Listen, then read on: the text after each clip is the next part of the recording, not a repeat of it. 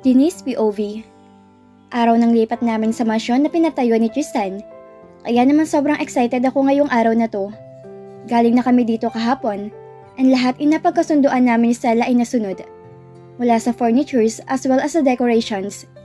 Kalahating buwan din ang inabot para makumpleto ang lahat. Since ang ibang nagustuhan ko na furnitures ay in-order pa sa ibang mga lugar. Tristan let me decorate our home para lang sa gym dahil siya ang mamili ng mga gamit para doon. It his space kaya naman hinayaan ko na lang. May mga kinuha din siyang house helper para sa mansion at sila din ang kasama namin na nag-impake ng mga gamit na dadalhin namin. Are you ready, mi amor? Wala ka na bang nakalimutan? Tristan asked while he was entering our room. Yumakap siya sa akin and gave like kisses on my neck. Yes love, okay na. Sagot ko sa kanya. I will miss this place, mi amor. Marami tayong good and bad memories dito. I smiled. Saka ko hinaplos ang mukha niya. Oo nga love, di bale. We will build many memories sa bago nating bahay. I couldn't wait. Kailangan mabigyan natin lahat ng sulok ng bahay. Nanlaki naman ang mata ko sa sinabi ni Tristan. Is he damn serious? Then he just laughed. Yung tawang ang sarap pakinggan. Bumiyahin na kami after naming maikarga lahat ng mga gamit namin. Sabi ni Tristan na kausap na niyang organizer for the housewarming party. Ayaw niya ako ma-stress since busy na din naman ako for the lunch. We plan na gaganapin ng housewarming after the lunch. Malapit na rin akong bumalik sa OB-GYN ko for my check-up and I'm keeping my fingers crossed na nagkaroon ng improvement ng evaluation ko. Pagdating namin sa bahay, itinulungan ako ng mga maids na iayos ang mga gamit namin ni Tristan sa master's bedroom. Malaki ang kwarto namin at may walk-in closet na kasing laki rin ang kwarto namin. Madami daw kasi ako mga damit at sapatos kaya kailangan ng malaking space. Idagdag pa ang mga collection ko ng bags. After namin magdigpit, ay nag-shower muna ako to freshen up dahil pupunta kami ni Tristan sa office para sa isang meeting with the designers. Nagulat na lang ako na may pumulupot sa bewang ko na braso. I smiled. Mukhang sisimula na ni Tristan ang binyag na sinasabi niya. Love, papasok pa tayo? Mahinang sabi ko habang panayang himas niya sa dibdib ko. They can wait, mi amor. Bibinyagan nga natin ng banyo, diba? He kissed my neck habang ang kamay niya patuloy sa paghaplos sa akin. Napaharap ako sa kanya sabay kawit sa braso ko sa kanyang leeg. I seductively looked at him while my hands traveled to his body. Mi amor. He kissed as he kissed me. Gumanti ang malikot na kamay ni Tristan at inangkin niya nga ako sa loob ng CR. Inisa-isa ko mga nakapilang modelo sa harapan ko habang si Rachel ay matyagang nakasunod sa bawat galaw ko. Lahat naman sila pasado sa standards ko para sa ilalabas sa collection ng Bella Dolls Zaza. Okay Rachel, I think they are qualified, I said, and that made the model smile. Okay ma'am, sagot ni Rachel sa akin, saka niya binalingan ang mga models. Bukas ang fitting nyo, and also may 3 days rehearsal tayo sa venue, okay? Yes ma'am, sabay-sabay nilang sagot. I'll go ahead Rachel, ikaw na muna bahala sa kanila. Nagpaalam na ako dahil may mga aayusin pa akong paper sa opisina ko.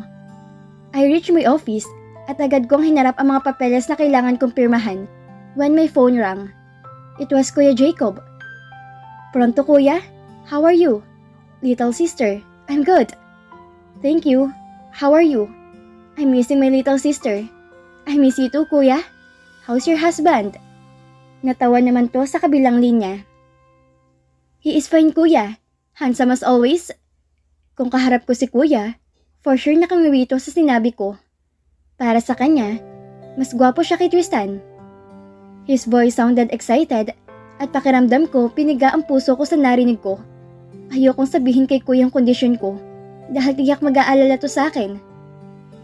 Natayat kuya, pilit kong pinasaya ang tinig ko kahit pa sa loob ko ay nalulungkot ako. Thinking that I will never be a mother hurts me so much. God knows kung gaano ko kagusto magkaanak. And I just hope the heaven will listen to my pleas. Okay, work harder. Natatawang sabi pa ni kuya. We will kuya. Ilang sandali pa ay nagpaalam na din si kuya.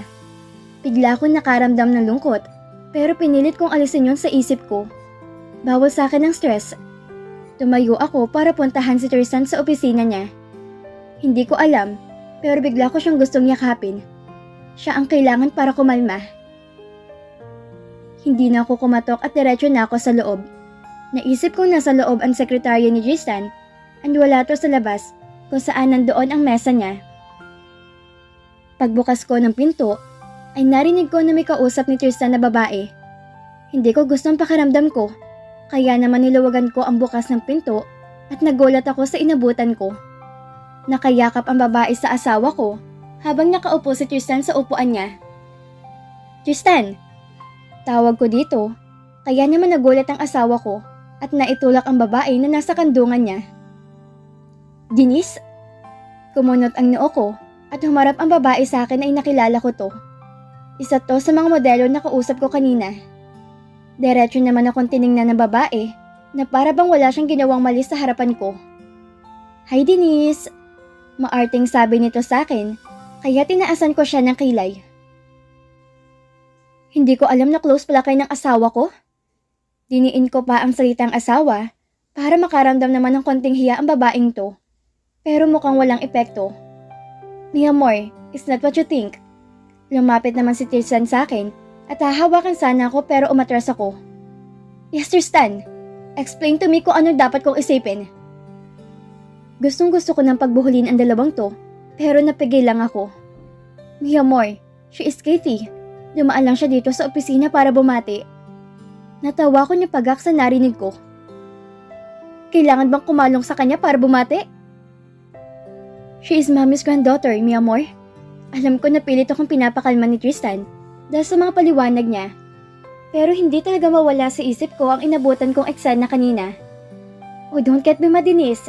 Ganito lang talaga kami ni Tristan. Bago ka pa dumating sa buhay niya, nandun na ako, kaya hindi ka dapat magalit.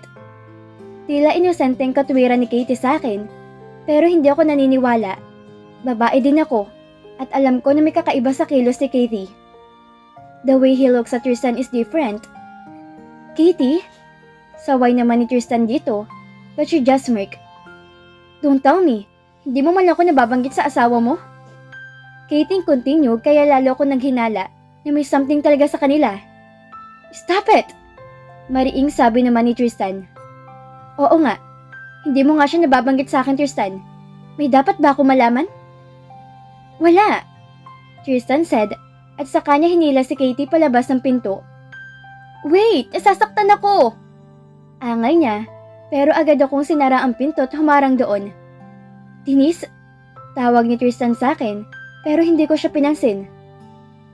Tell me, Katie, ano ba ang dapat ko malaman tungkol sa inyo ng asawa ko? Tinaasan ko pa ito ng kilay to give her the impression na hindi ako basta-bastang babae. Are you sure you want to know, Denise? Nang iinis pa ang tinig nito. Kaya nga tinatanong kita eh. Cool kong sagot. Napatingin ako kay Tristan and I can see fear in his eyes.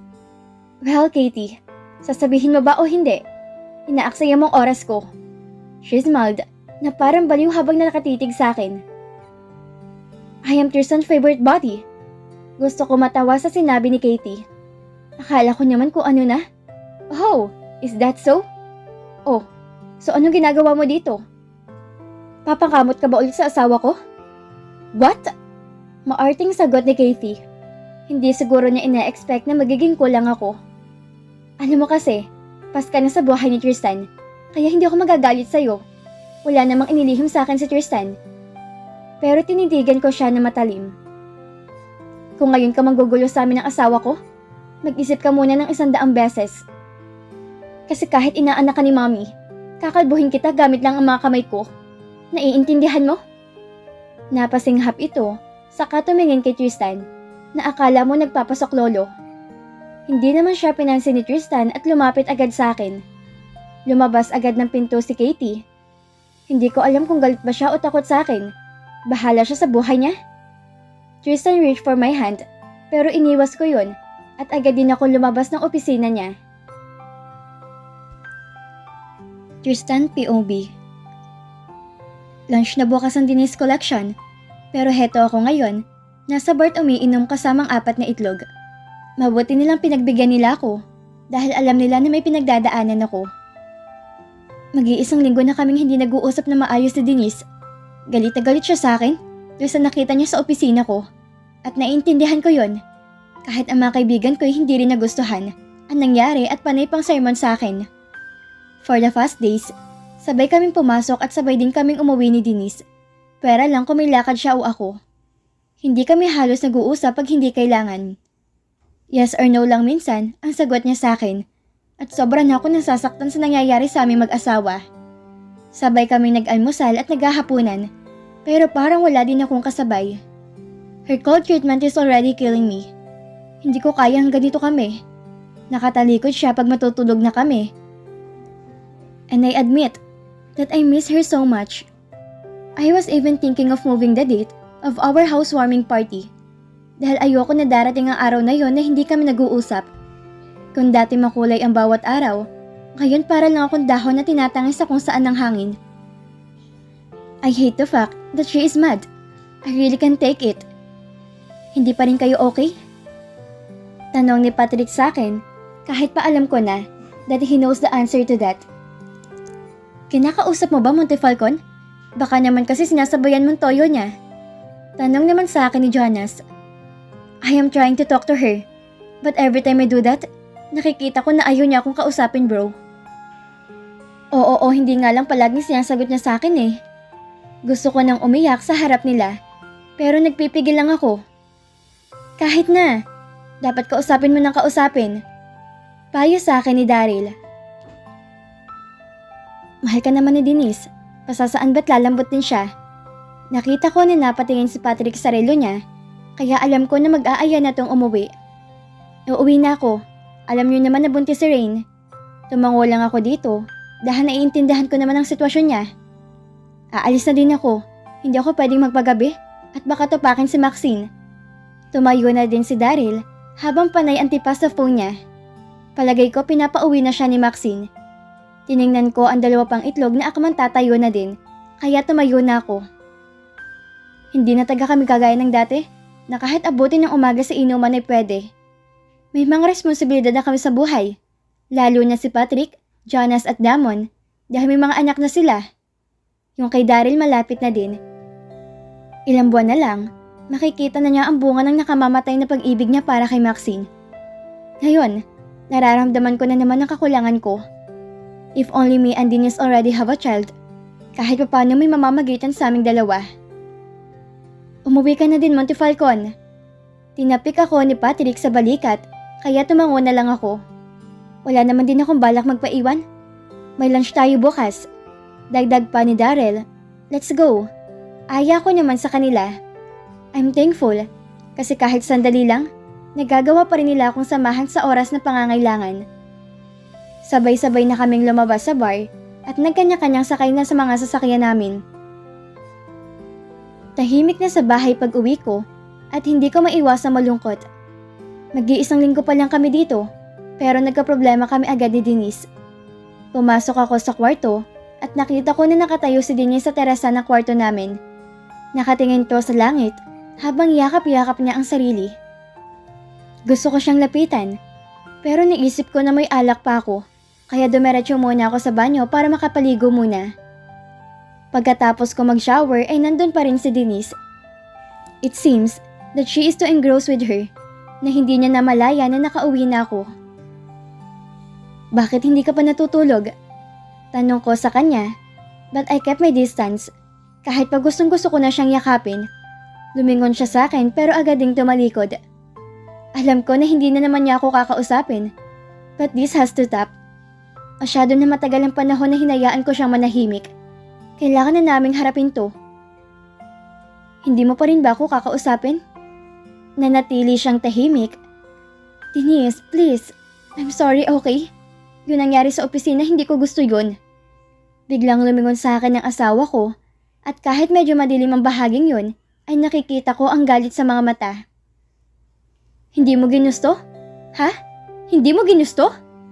Sigaw ni Denise, at kahit ayoko nang ma-stress siya, ay hinayaan ko na muna. Kailangan niyang ilabas ang galit niya sa akin. Pumasok siya sa opisina ko, and I was caught off guard. Bigla siyang naupo sa harap ko at yumakap. At hinayaan mo? Tristan, you know very well na isang pinto lang ang pagitan ng opisina natin. Sana man lang inisip mo na anytime, papasok ako at pwede kong makita ang ginagawa mo. As I've said, nabigla ako.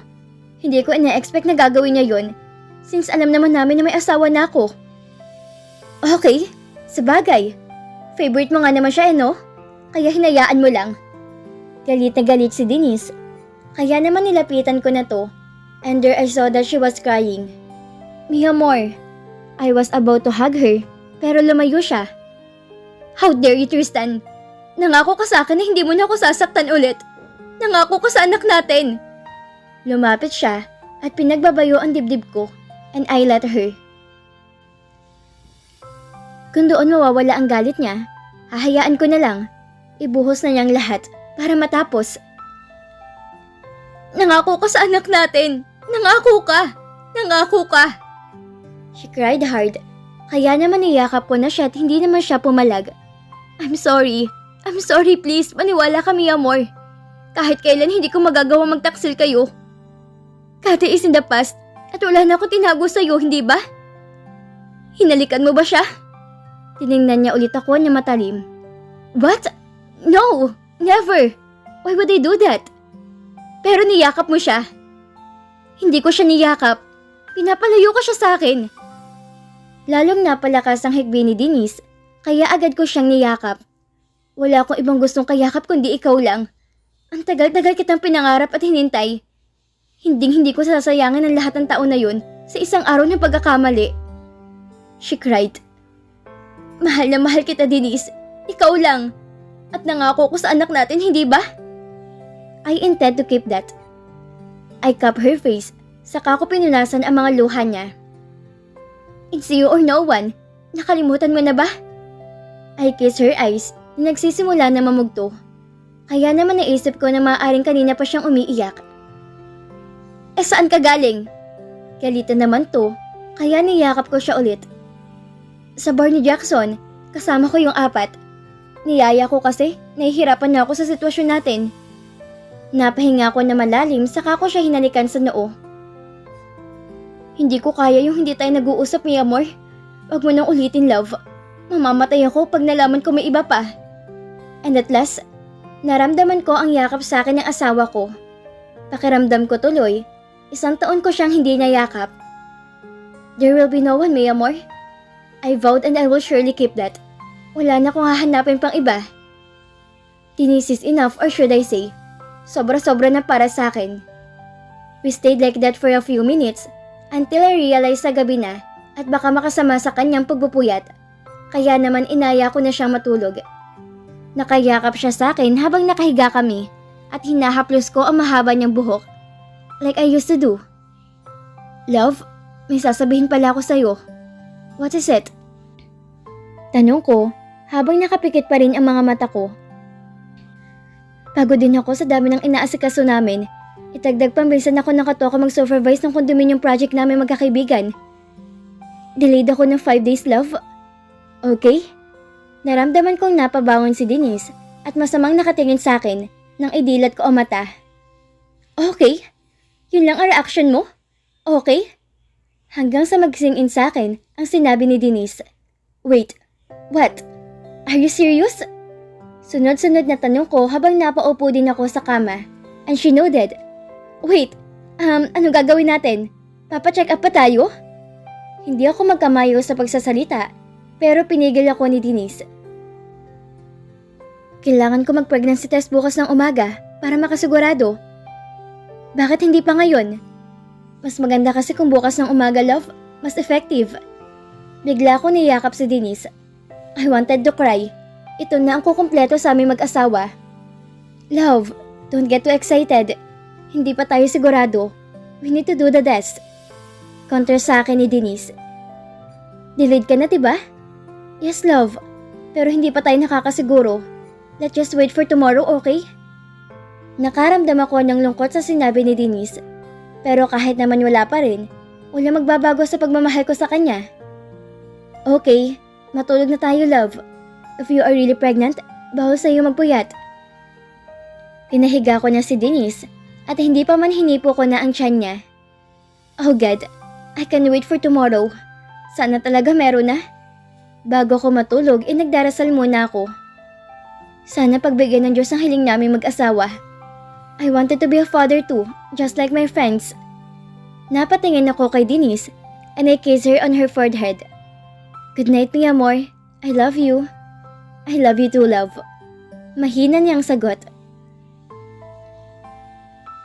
At dito na po nagtatapos ang kabanata ng ating kwento. At sana'y muli niyo po akong samahan sa mga susunod pang kabanata na ibabahagi ko sa inyo. Maraming salamat po at ingat po tayong lahat.